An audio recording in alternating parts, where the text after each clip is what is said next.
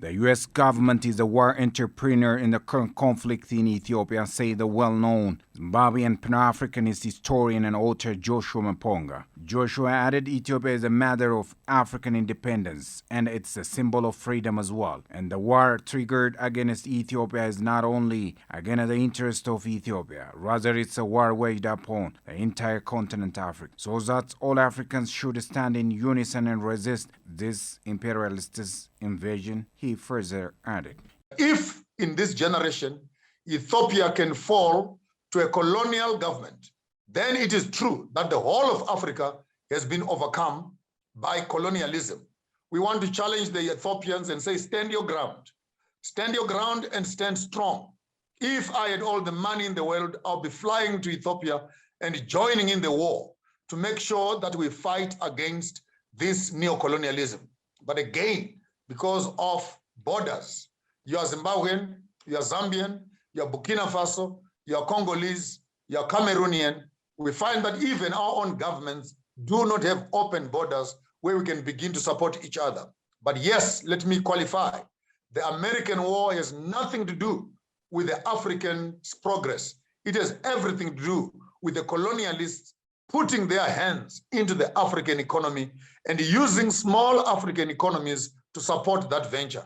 I say no. Joshua reiterated the cause of the war in Ethiopia now is the source of the river Nile. However, the U.S. policy of weakening Ethiopia is age-long conspiracy. The war in Ethiopia started long time ago to balkanize the country in smaller pieces. Firstly, we need to look at the breakaway of Ethiopia, which started off with Eritrea, for example, which happened some 20 years ago.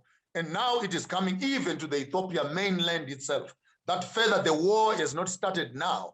The war and the strategy started long time ago, because by breaking Ethiopia into small little columns, and if the American government can manage to put its military base on the Horn of Africa, from there they can manage the entire of Sudan, the entire of Egypt, and we know why they are interested. The U.S. government is meditating to send its troops to Ethiopia so as to see and solve the ongoing conflict in Ethiopia. And Joshua pointed out, if the U.S. government sends its troops to Ethiopia, all African countries shall stand and let the U.S. troops get back to their home country. Write a letter and call me the African presidents.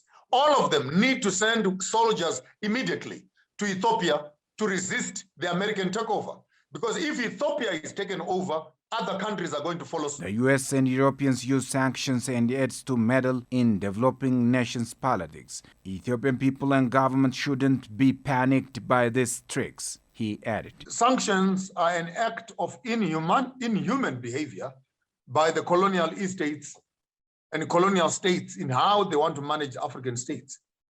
So you're not alone.